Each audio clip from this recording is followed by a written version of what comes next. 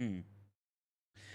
Okay, and we are live. Welcome back to the channel, everyone. Potentially a big new night, really, for Manchester United in our long-term future. And Sir Jim Ratcliffe's bid could be complete by tonight, by the end of the close of the stock exchange. I would expect something over the weekend. Personally, I think looking at how public companies work, typically these kinds of announcements tend to come on a Friday or a Saturday at a time when the market's not open, where things will not be too volatile and there won't be too much of a jump in share price or a drop in share price, depending on which way the market will react to this, of course. But I want to get talking about this because Sir Jim Ratcliffe is making moves at Manchester United ahead of coming in. There's big changes coming in already. Richard Arnold has been sacked this week. Massive, really, in the context of Manchester United. And I guess that's where we're going to kick off with. This deal could be done tonight. I want to get talking about some of the finer details that look to be starting to come out of the woodwork, come out of the shadows a little bit, and really go through them in some depth on tonight's show as well. Of course, other news, Sir Alex Ferguson apparently advising Sir Jim Ratcliffe on Manchester United matters at the minute. We will talk about that. We'll talk about Eric Ten Hag's long-term future at the club and a brand new era of change coming at this football club for the first time in a very long time. So let's get kicking off into it. Sir Jim Ratcliffe set to buy 25% of Manchester United, as we know, but there looks to have been a little bit extra coming. He's buying a lot of the Class A shares, which are the public shares on the stock market. And that for me is quite interesting, because when we look at it, Sir Jim would own around about 27 million in Manchester United shares, and that would put him right behind the combined might of Avram and Joel Glazer. He would be the single biggest shareholder at the club, and I think that is a positive update in itself, a positive piece of news, really, that we can sink our teeth into and really digest. We worry about Glazer control, but Sir Jim's going to have a lot of say on all things at Manchester United in the very near future, and this deal is very close to being done, very close to being announced. Everything is in place for this to be announced, and that's really positive for me, because look, we've been covering this takeover, we've been talking about this drama, I swear guys, for over a year at this point. It has been the longest takeover ever, pretty much.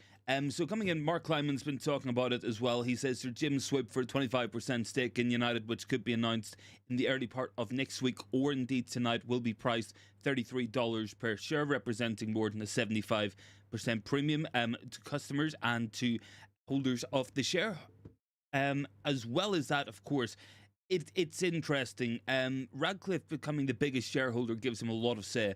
And at the moment, now, for anyone who might not be unaware of this situation, the Glazer family owns 69% of the shares. Ratcliffe's going to buy 25% of them, so that instantly puts the Glazer family's voting power down to 44%. They will not be a majority any longer. It would be possible for Ratcliffe to rally around those other board members and stuff. Loads of people down in the comments. Ashid saying it's all public relations. I think this is the kind of stuff we have to see. And yeah, look, it is public relations, because we have obviously a club on the stock as well, and that means that we have to abide by these rules. We have to be putting this information out there as well. It's getting very close. It indicates that 25% will be purchased, seemingly an equal proportionate of this will be based of 25% Class A and 25% Class B. It is a little bit complicated, but it gives Ineos and Sir Jim the most shares in Manchester United, and he would be the biggest shot caller at the club. That's interesting, because the Glazer family will no longer have majority control, and then from there I think it's only a matter of time before Ratcliffe ends up getting his own majority over Manchester United and really sinking his teeth into the club. I do think this is coming. Looking at his track record, we look at what he'd done at Mercedes within that first 2-year time period, the initial 12 months, and what came after that. Of course, he managed to get pretty much a majority controlling share in the Mercedes F1 team. So I would expect something similar. Who have we got down below, guys? Loads of people down there. Sadiq, good to see you, man. Has the board actually voted to sell to Ratcliffe 25% of our club? Yes, that will go through, especially now with Richard Arnold going. Richard Arnold was the guy holding the seal up in the first place. He really wanted Qatar.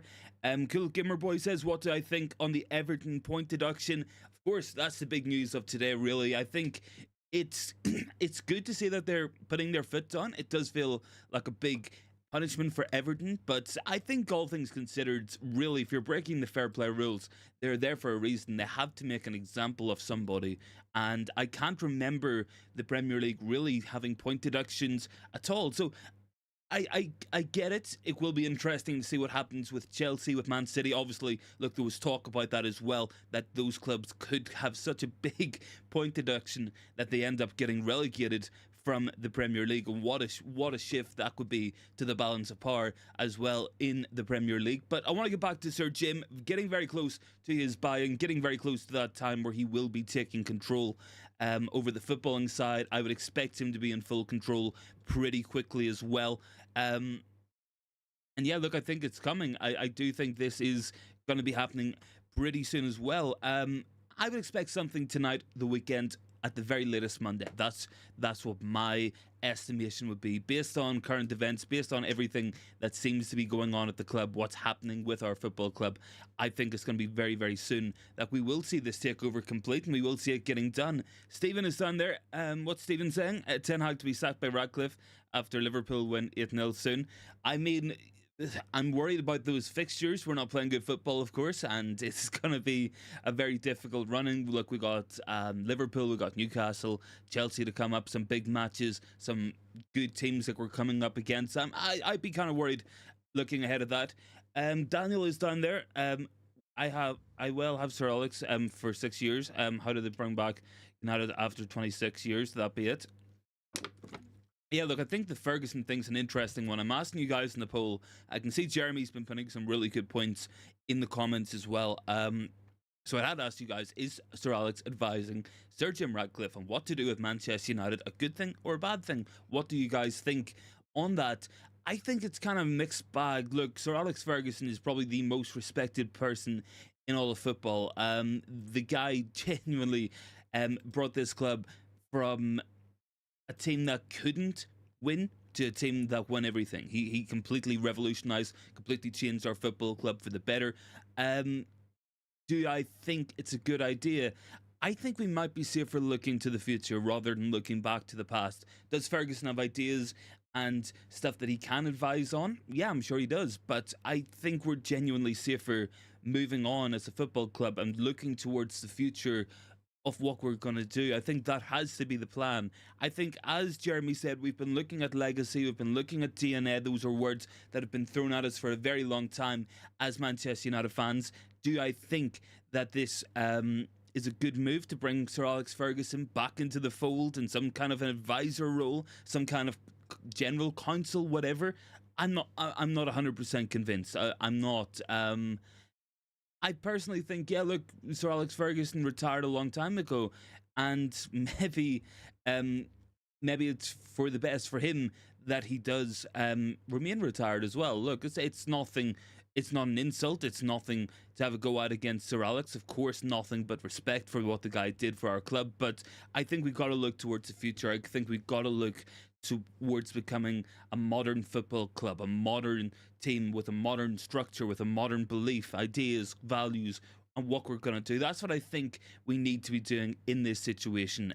Do I think we need to be looking long term at Sir Alex Ferguson being an advisor at our club? I'm not 100% convinced. I'm really not. Jeremy says it's hard to say it, but give me a strategist from Dortmund or Brighton over Ferguson. Yeah, look, I think that's hard to say, but it might be correct. I do feel like Fergie's been out of the game for a long time, and yes, the man will know more about football than any of us ever will in our lives. But I do think that maybe it's time that we choose a different path. Maybe it's time that we look at these modern clubs and how they set themselves up for success. And we do seem to be going in that pathway as well. We seem to be heading in that direction, and I think that's good. I really do. Obviously, look, the big appointment at the minute, it's going to be Jean-Claude Blanc as the CEO. That is pretty much all but done.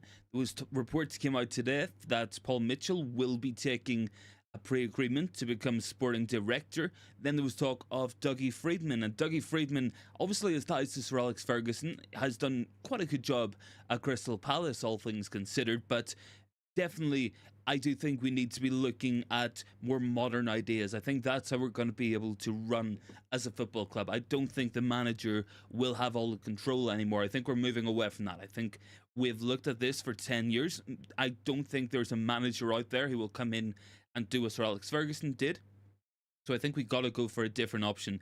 Born is down there. Hello, I don't like the idea of Sir Alex. I think Sir Jim is desperate to impress the fans. Otherwise, the club would need a total reset. Yeah, look, I think a total reset is coming, and I think it will be happening very quickly, if not already. The big talk as well is John Murda set to be let go by Manchester United, set to leave. I think that's another good thing, and it's something I've been calling for a very long time on this channel, is John Murda gone, Darren Fletcher gone,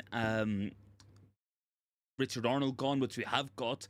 And I think genuinely a new structure, a new idea, a new approach to running the club is what's going to get us the most success. That's what's going to bring us to where we need to be moving into the future. And I think we need to keep on doing that, keep on working towards that, and we will get there. Make no mistake about it.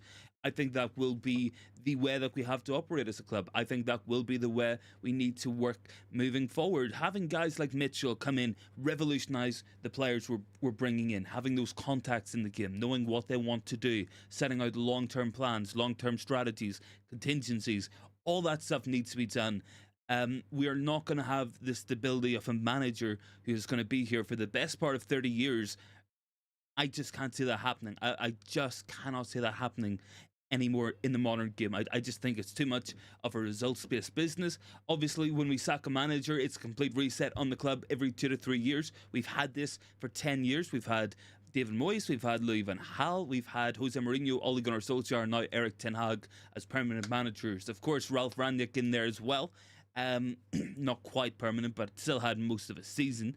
I think, yeah, look, a long-term plan's got to be done, and we got to be looking at bringing these players in at a younger point in their career, when we can see players go to the likes of Leipzig and Dortmund and Brighton, to Ajax, to Benfica. These clubs who make a lot of money and run their club of buying top young players who maybe would struggle or might not be guaranteed match time in a so-called bigger club. They make a lot of money by bringing them in, giving them a stage. It helps them on the pitch, and it also helps them off the pitch. We got to move away from that. There's a lot of players who we've missed. We're looking at Jude Bellingham, we're looking at Enzo Fernandez, we're looking at Julian Alvarez, we'll look at Caicedo. There is such a long list of players who we should have bought over the years, who we really needed to sign at an earlier point, and we didn't, and then we ultimately got priced out of them. And that's so unsustainable for our football club to work in that manner. We have to move away from those kind of ideas, that kind of track record. We need to work towards picking these players up at a younger age, and then they'll be at Manchester United. They'll come into the team, they'll play the minutes. They won't be here on massive wages. They will not be here under massive pressure as well. And I think that's probably the best way that we can work this, and that's probably the best way that we can ultimately run as a football club. Bring these players in at a younger point, completely remodel the club towards getting in these really top young players, coming in, some experienced players as and when needed. Of course, don't just turn into an Ajax and buy players 18, 19, 20 exclusively, but bringing in people who we know are destined to do big things in the game, and then having them at the right age on lower wages. I think that's a better way to run the club. It means we can sign more players. It means we won't be stuck with FFP restrictions. We've seen today with Everton, look, that's completely unsustainable. They got hit with a 10-point deduction. The same thing could happen to Manchester United, could happen to any club. We've made a lot of losses in recent years. We've had a lot of difficulties financially, certainly since the COVID pandemic. So I think, yeah, absolutely, this club needs to be remodeling itself. Does Sir Alex Ferguson help with that? Is he what we need at this moment in time? It might sound crazy, but it might not be the case. It might not be the case that Sir Alex is the long-term guy that we need at Manchester United, making those calls, helping to advise, helping to be there for the advisors, be there for the executives, the board, the owner. I think Sir Alex Ferguson, yes, absolutely the biggest legend in the history of our football club, changed Manchester United from what it was to where we should be. But now it's time, I think, for a new start. I don't think the manager-centric approach is working. I think we've got to move away from that. I think we need to move towards more sustainability, more long-term planning, having the entire club geared towards success. And we will find success by doing that. Manchester United, we're too big to fail if we go down the right way. If we do things in the right manner, we can succeed. Absolutely, we can. And look, I might regret to live. I might live to regret that. Saying there that we're too big to fail, but I do believe that. I honestly do. For as much of a mess as our club has been, we have found ourselves in and around top four for the best part of a decade. We've always been 15, 20 points from winning a league title, from City or Liverpool, whoever it's been during that time period. But do I think with the right ownership, the right ideas, the right players, and the club geared towards success, that we can close that gap? Absolutely we can.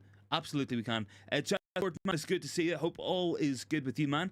And yeah, look, I want to get talking as well. We want to move on to some of these people we're looking to bring in. Dougie Freedman, of course, really in the news at the moment. Paul Mitchell, of course, another one really in the news at the moment. And these are the type of people we need to bring in to have the long-term success that we desire at Manchester United. These are the type of people with the ideas, with the beliefs, with the knowledge on what to do, who to bring in, what to sign. That is absolutely what we have to be doing as well. Get your votes in down below in the poll. It's quite a split poll. Most people actually saying it's a good idea to have Sir Alex Ferguson's advice. I wouldn't discard it. I really wouldn't. And I don't think we will. But it's my personal belief that on the day-to-day, yeah, look, we got to move towards the type of CEO level, the type of executive level, the type of models we see succeed around the world with Bayern Munich, with Real Madrid, with City, with Liverpool. These types of ideas and beliefs, and moving towards that model, I think is the best way to do it. Let Eric Ten Hag or whoever the manager is going to be focus on results. Focus on coaching the team. Don't have them having to be in transfer meetings. Don't have them having to be there planning long term, who to sell, who to get rid of, what they should offer for contracts. This is not what the manager's role should be. We should be moving towards that head coach role. That's what I want to see at Manchester United. Because look, I don't think anyone's going to be there for 25, 26 years like Sir Alex was in order to really get that much of a foothold at the club. I just don't think that is the modern game anymore. I think we've moved a long way away from that as well. Any more thoughts, guys? Make sure to get them in down below. 60-40 split on the poll as well. And yeah, look, I wouldn't say completely disregard what Sir Alex Ferguson says. As I mentioned already, I mean, the guy has probably forgotten more knowledge than anybody else will ever be able to pick up on football, or he probably does have a lot he still can contribute, or he might feel that he can. But I just think that we got to start looking towards the future as much as we do looking towards the past, because we've seen a lot of United legacy, United DNA, the United way, the United belief. We've seen a lot of that for 10, 15 years. I think it's time we move away from that. I do. Rajat, good to see you, man. And yeah, guys, make sure to drop those likes as well. I think we're up to 12 likes in the stream as well, so big ups for everyone dropping. Oh, we're on 14 now. Thanks very much for that as well, guys. But yeah, look, Rajat said, do you think it's more PR or fake news about Blanc? No, I don't think so. I think that's pretty much done deal, man.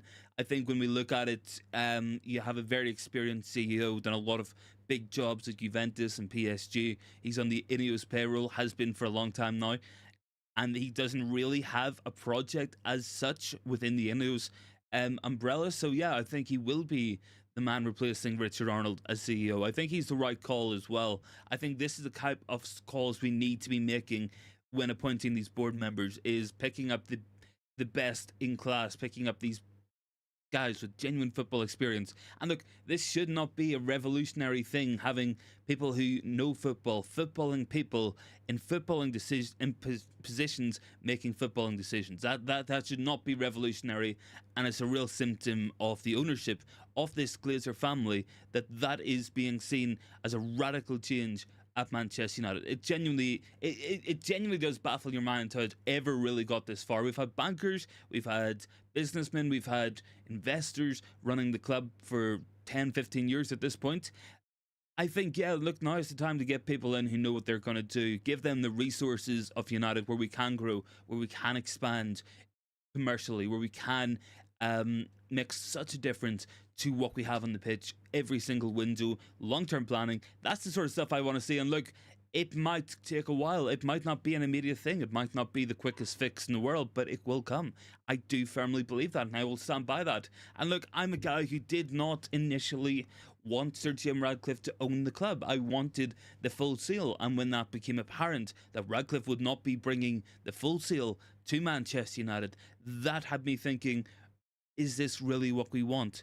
And a lot of people felt the same. A lot of people still support the Qatari camp and would still like to see the Qataris come in and take over. But look, the Daily Mail have said literally 2 hours ago, Jean-Claude Blanc to Manchester United is done. He will replace Arnold as CEO. Look, at the minute, it's Patrick Stewart. That's an interim appointment. Obviously, all these appointments will have to wait until Ineos and Radcliffe go through the fit and proper ownership test. That's probably going to take 4 to 6 weeks. So I would expect to see this sort of alterations and changes be made pretty quickly. I think we'll see it before the end of the year, possibly in January at the very, very latest. But it does beg the question, what's going to happen in the January window? What happens then? We're a team in need of investment. We're a team in need of new players, reinforcements. We are absolutely riddled by injuries at the moment. So what's going to happen in that regard? Do we go on to that window? It's a good question. From what I've seen online, from what we can see, the various sources and people talking about United, what we really can establish is it looks like we're going to be focused on selling some players. We're looking at some deadwood to move on. We might invest some money into the squad in January. I think we need it. I do think we really need that. Rajat is under coincidence and United DNA and yet they hire non-football experts at the club. Yeah, look, exactly, man. Exactly. It would be like I don't even know. It could be like a butcher's saying, yeah, look, it's all about getting the best quality meats and stuff, and then going and hiring vegans and people who don't, who are opposed to the trade. It is very, very, very counterproductive when we think about it that way. Jeremy's done there. We need a centre back, surely. Yeah, I think we do, man. I think we need centre backs. I think maybe a full back and possibly a striker. I would expect if we can get 3 players in, a centre back, a right back, let's say, or a left back, depending on what way we decide to go, and another striker to bring in, that might carry us through to the end of the year. But it's going to be a big transfer window ahead. I'm sure Ineos are planning it. I'm sure Radcliffe is planning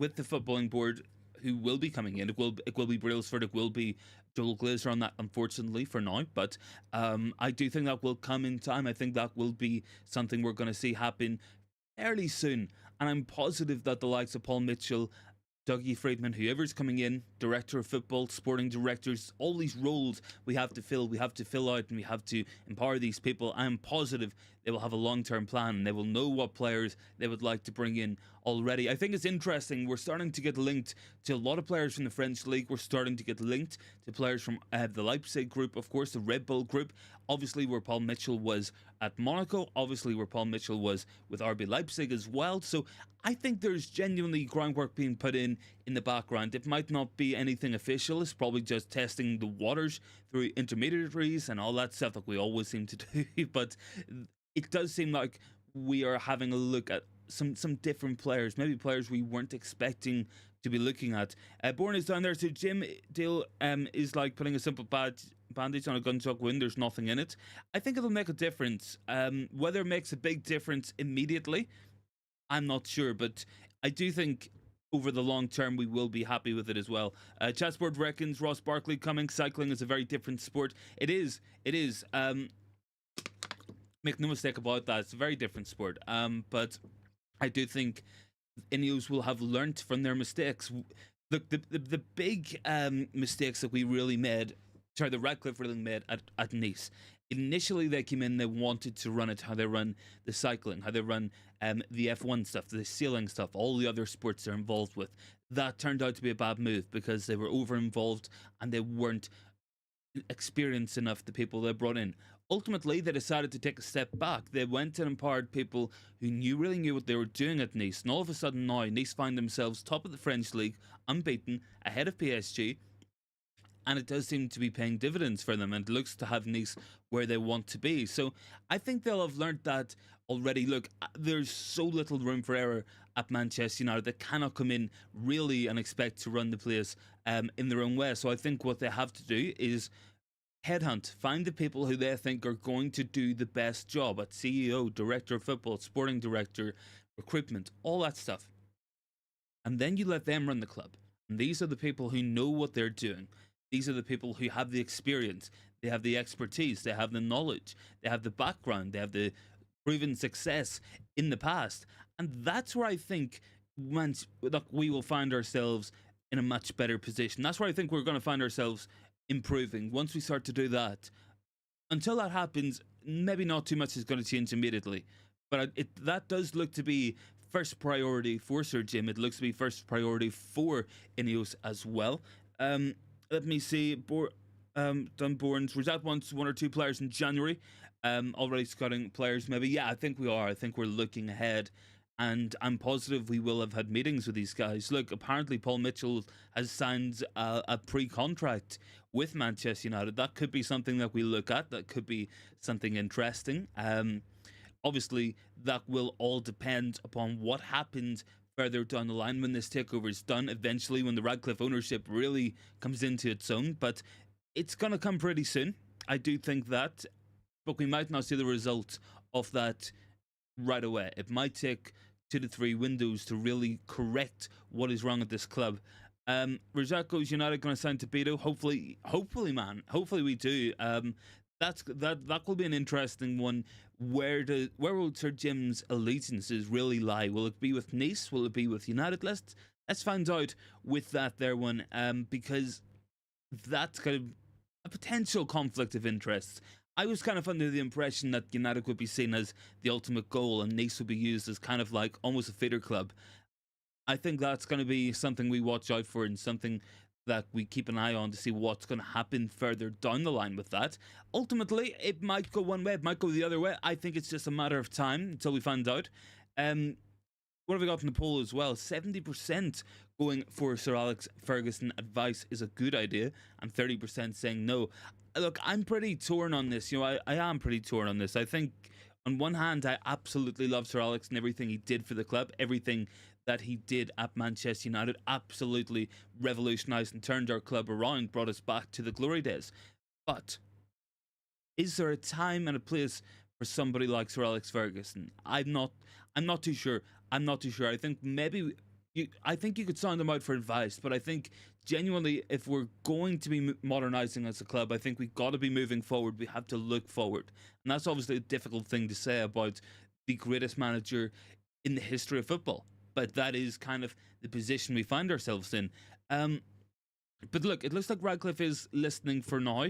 Dougie Freedman seems to be someone Sir Alex Ferguson rates highly in football, and he does seem to be a guy who really has been in the headlines across the last couple of days, the last couple of weeks, really, with this Manchester United takeover. It's Rizalco's Gongalev's January deal.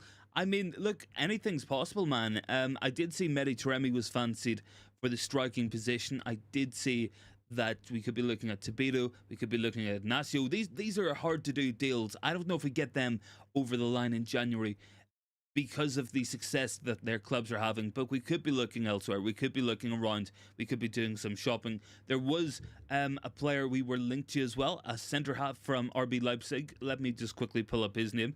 Chatsport says, interested in defenders. We need goals and finishers.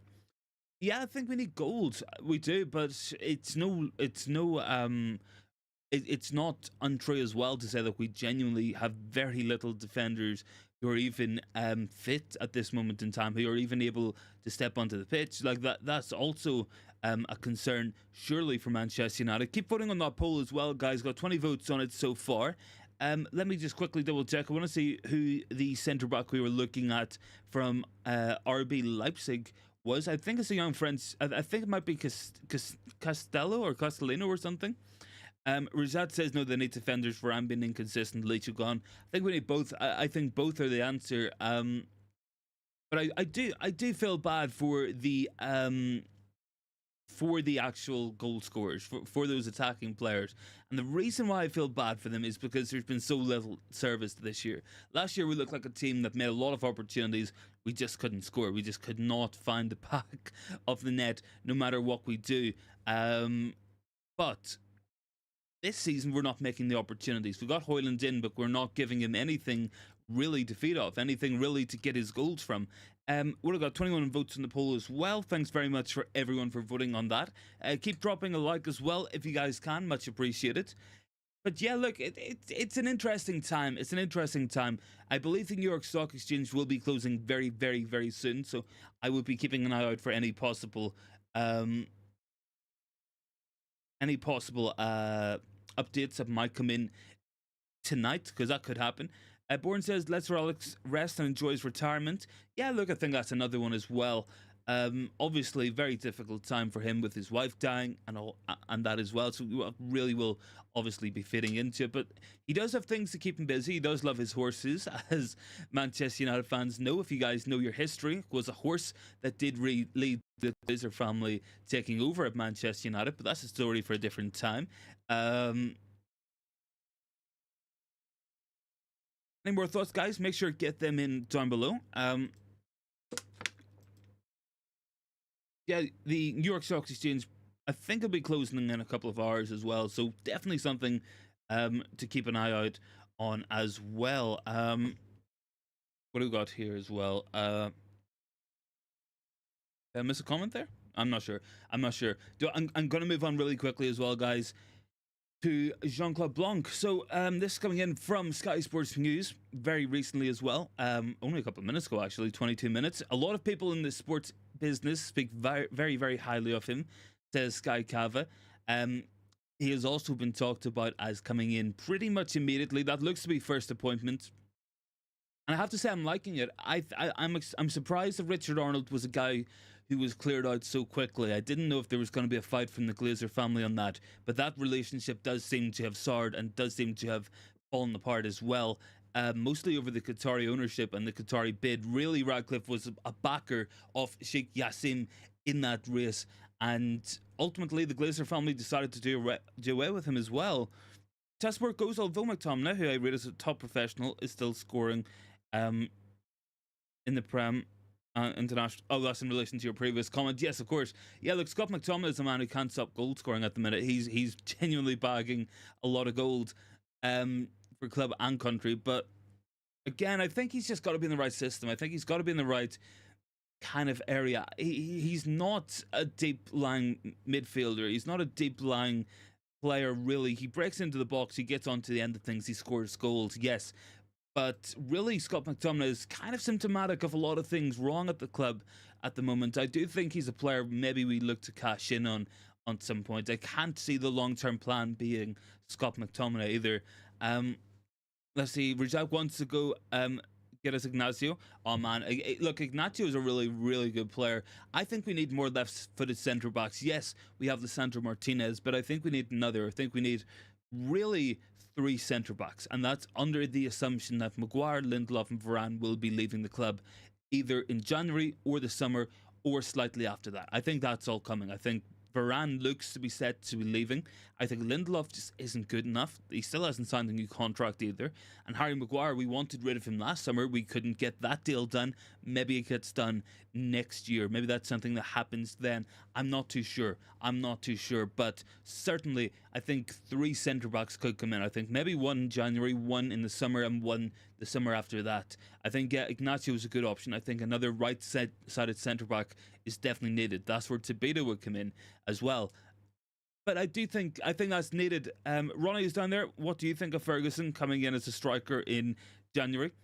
I mean, if we're talking Sir Alex, probably not too fondly, Ronnie, but if we're talking about Evan Ferguson, yeah, I mean, look, I would never, ever say no to Evan Ferguson as well. Top player, really, really, really good player. But it's a question, do we have both Højlund and Ferguson in the team at the same time? You know, it is 2 young and relatively inexperienced strikers vying for one position. I'm not too sure what the plan would be there, or what if we would even do that at all. We might look towards a more experienced option, perhaps. I do feel like Ivan Toney would be a brilliant option, but probably going to get priced out of a move from Brentford immediately. Rajat goes, United will try to sign another striker. Boring goes, I also think facilities need attention because the injuries are too much. Yes, look, the injuries are a massive concern. Massive concern. Um, it is concerning. It's definitely concerning for me, those injuries, because number one, the players do look burnt out on the pitch. I think they're being overtrained, and that's been something that has been spoke about for several weeks by a lot of different organizations, a lot of different press and media. They've all talked about this overtraining. It's very hard running. Is that catching up with the players? Possibly, because look, we didn't rotate at all last year. Rotation didn't exist. We had about 5 or 6 players play over 50 matches last year. So that's something we have to avoid. Yes, use the squad better, but they need more rest. They do seem to need that rest. And I think that's maybe something that's Erik ten Hag is going to have a look at. And that's something he needs to look at and try to improve fairly rapidly. Because there's a lot of matches. If Manchester United go as far as we should do in all the competitions, we're looking at 60 matches every season. You've got to be taking it easy on these players. Let them rest and recover, because they look tired, they look burnt out, and at times that's really cost us already this season. So that's a concern for me. We talk about getting players back. We talk about Luke Shaw. We talk about Martinez. We talk about Varane coming back. We talk about Casemiro, Kobe Menu, Amad Diallo. A lot of injuries this season, but really, is there any confidence that by the time those players get back, different players might not be injured as well? We might get Luke Shaw and Martinez back, we might get Casemiro back, but then all of a sudden Højlund's injured, Rashford's injured, and then we find ourselves without real goal scorers in the team, or the other defenders are injured. Maguire's picked up a knock, Wan-Bissaka, Delo. That's a concern for me as well, because we need these players back. We're seemingly really dependent on a small group of players to make us click and play in a good way. The likes of Shaw, Martinez, Casemiro. When these players were in top form last year, we played a lot better. And as soon as there's a drop off there, there's genuinely a massive drop off in performance, in results. And it could have cost Ten Hag his job already this year. Tassport doesn't want to see too many players coming in. The team is always in transition. I mean, yeah, look, it's that might still happen. Jordy is down there, man. How's my international break going? Yeah, it's not going too bad, man. Really not going too bad. Fairly uneventful for myself and Manchester United, thankfully. Pretty uneventful for Newcastle as well. Not if you're an Everton fan. I mean, Everton docked 10 points today. That's a big story, and certainly one that's going to have big consequences moving forward. Rajako's give Amad and Pellistri more game time when they're back. Yeah, look, absolutely, man. I think, yeah, Pellistri deserves some chances. Amad Diallo, I want to see him in that team. I want to see Kobe Manu in there. Hope Anthony is going to improve. Yeah, look, I hope Anthony improves, but I don't know if he's gonna, man. That's one of my big concerns. It's like, you know, this is a guy who looks like a system player who plays really well in the Ajax system, and that system doesn't exist here. And we even have the manager saying we're not going to play the same way.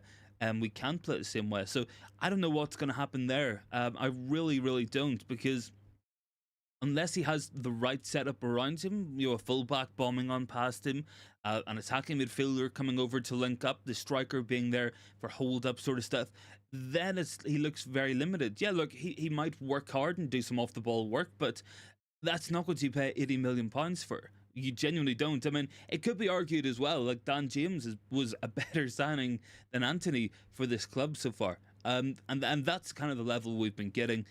Jordy goes, feeling sad for Everton, mate. City has to be in the Division 4 this rate.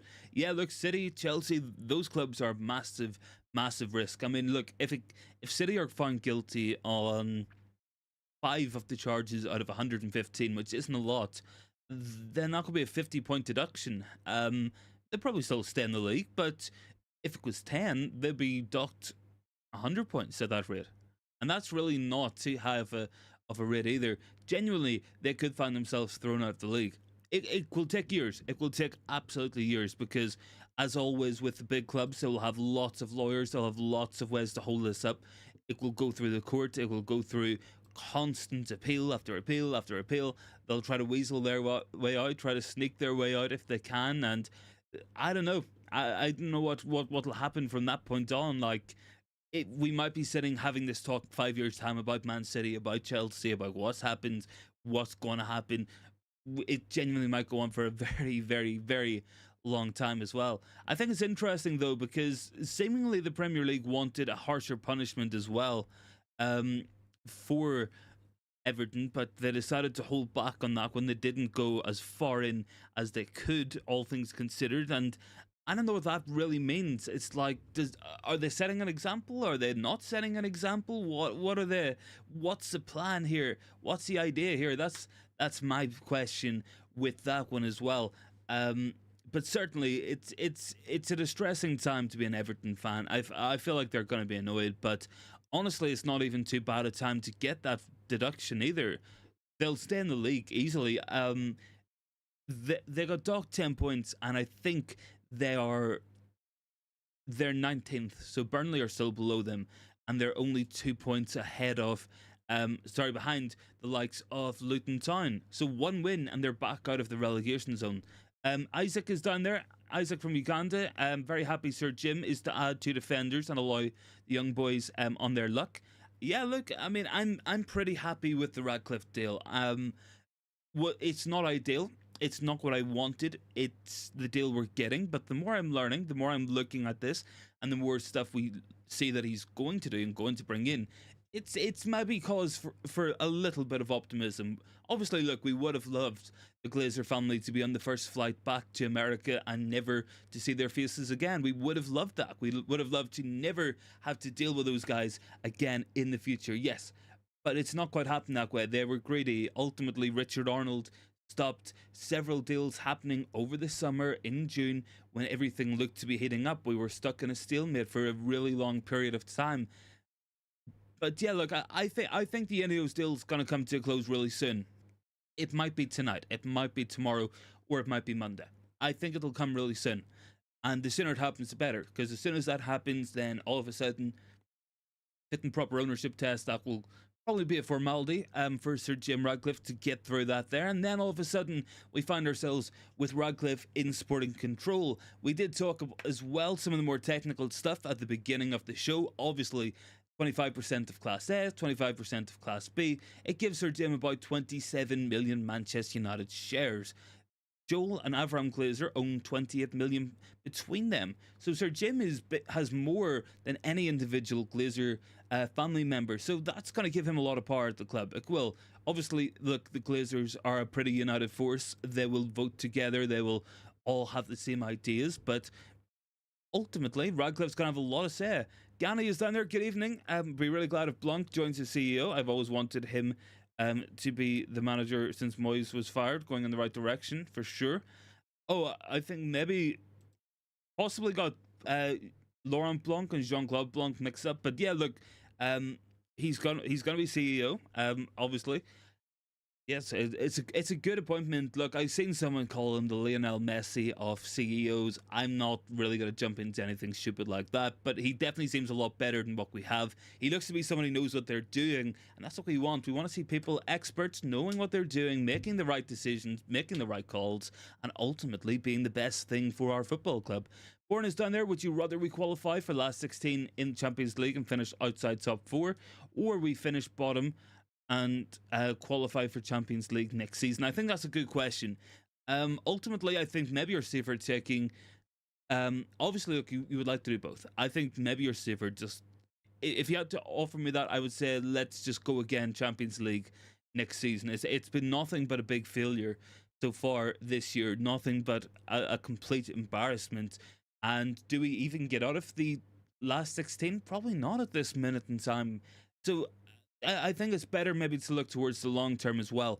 Obviously, look, you want to do both. You want to do both. You want to win every competition. You want to go as far in it. You want to finish Champions League football every year.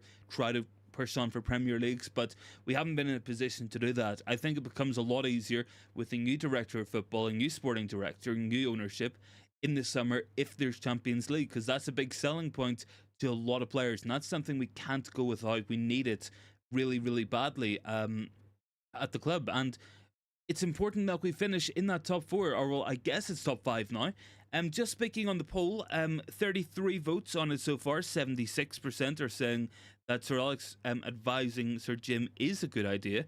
24% saying no. I think it's controversial. Look, I'm definitely in the minority. I think, yes, we can ask Sir Alex for advice and he will give it, but I don't think he should really be involved in the day-to-day running of the club. I wouldn't really want that. If it's for general advice, yeah, that's okay, but I do think it's time to look towards the future as well. And ultimately, look, Sir Alex Ferguson retired 10 years ago. Let the man enjoy his retirement. Obviously, he's just lost his wife and stuff, so it's definitely a hard time for him as well. I'm sure the last thing that he really wants is United calling him up every single day saying, what do we do about this? What do we do about that?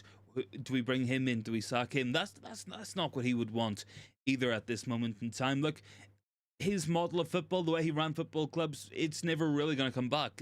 That is an unfortunate truth. Even Pep Guardiola at City doesn't get the kind of power that Sir Alex Ferguson had over Manchester United, and ultimately the club was sold over an argument over a horse between JP McManus and Sir Alex Ferguson. So that's kind of that's kind of the power that Fergie had back in the day, man. But I don't expect to see that happening again. I think moving towards this really good, more long-term future planning is really going to help us. Come in, set a style of play, how you want to play, pick your manager based on that, talk with the manager, get players in, work with a squad, have a long-term goal. Say within 3 years we're going to win a Premier League.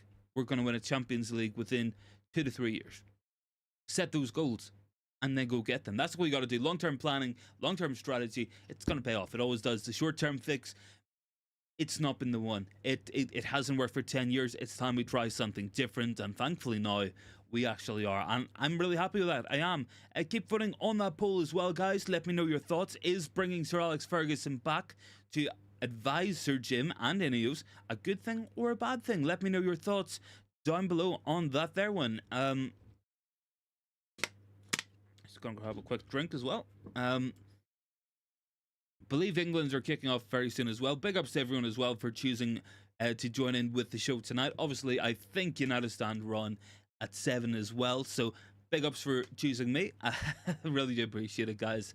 Yeah, and let me have a quick check at some of the other stuff as well coming through. Obviously, big remembrance for Sir Bobby Charlton today immediately. I would expect next summer to be an interesting one. I'm looking forward to doing it all on the channel again, man. I really am. We were live pretty much every day over summer, so gonna get back to that kind of leveled. Have I froze? I think I froze for a second there, guys. Apologies for that. Let me just double check. Yeah, it's back. And yeah, so any more thoughts, guys? Make sure get them in down below. Keep voting on that poll as well. What are we on? 33 votes on that one so far. 19 likes as well. Big ups to everybody liking, supporting the channel. Really does help. I really appreciate all the support as well. Massively appreciate it. And yeah, look, any more thoughts, guys? Gonna be on here for a couple more minutes as well. So whatever questions, any comments, make sure to get them in down below. Would be really, really appreciated, guys. And yeah, let me just double check this. I think there was one other story I did say I want to go through as well with you guys. Let me just quickly double check to see where it was. Obviously, yes, it's on Rafael Varane, sorry. So according to Rob Dawson from ESPN when talking to United Sports, United Stand, a source close to Rafael Varane has insisted nothing has been decided on his future, but at 30 years old, he does want to play regularly. So that's an interesting one. That is an interesting one. Obviously, issues between Ten Hag and Varane, that's been something we've seen this season for sure. You leave Varane out of a Manchester derby for tactical reasons. You know, questions do have to be asked. What's going on? Is everything okay at this club? I think it's going to be an interesting one because whilst I think Varane is probably still one of our best defenders, if not the best, it does raise the question, what's the long-term plan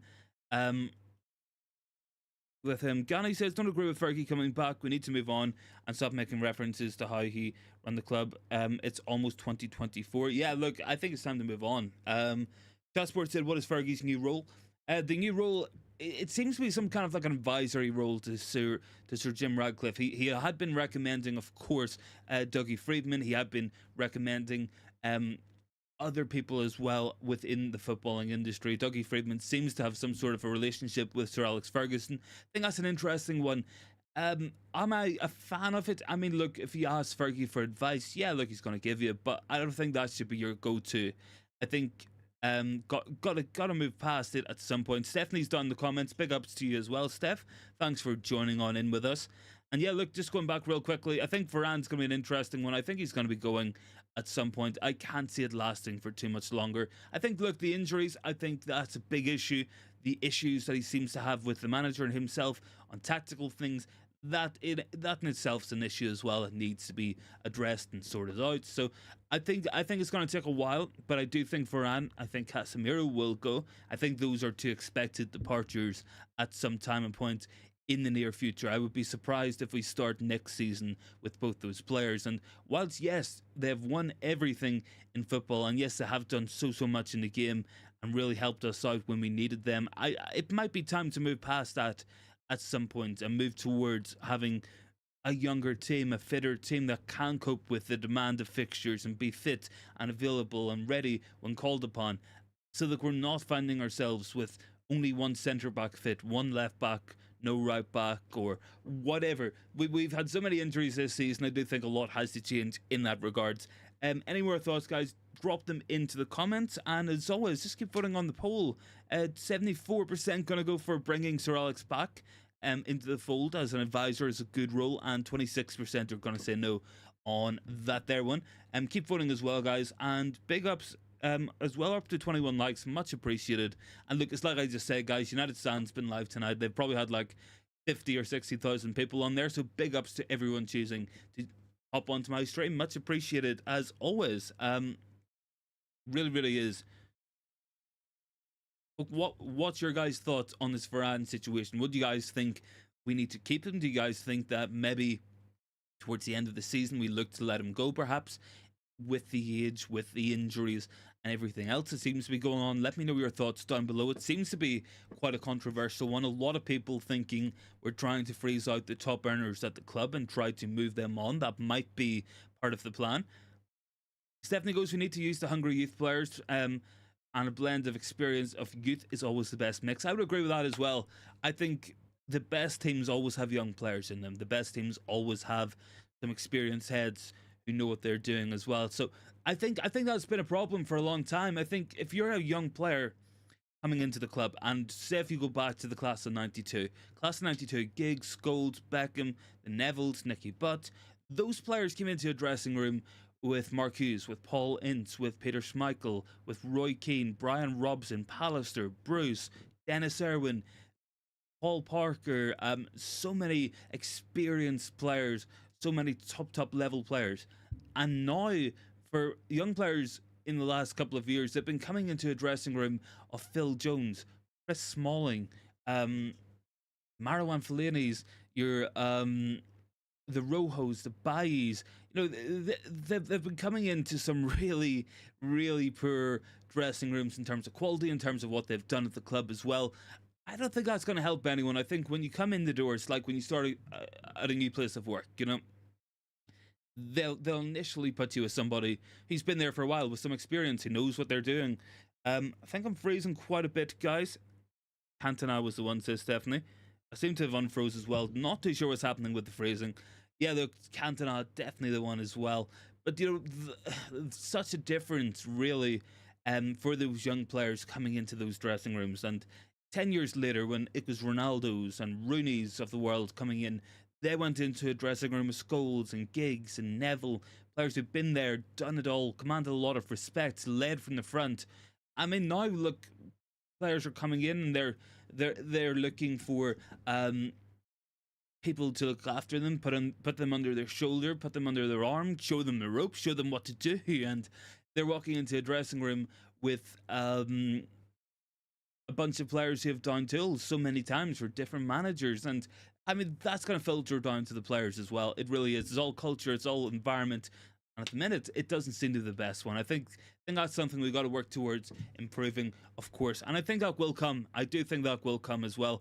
35 votes in the poll, 71% saying that Sir Alex advising Sir Jim is a good idea. 29% are saying it's not a good idea as well. All right, guys, I'm going to drop off here as well. For anyone interested in some football, England are playing Malta in about 5 minutes. I'm probably not going to bother watching that one. I mean, it's not going to be a top quality match, but if you guys are, enjoy the match, of course, as well. Make sure to join in tomorrow. We'll be live again. Might be the slightly earlier time towards the afternoon, maybe around 5 o'clock, so keep an eye out for that dropping. Much appreciated. All the support as well tonight, guys. Thanks so much for watching, and I'll catch everyone tomorrow.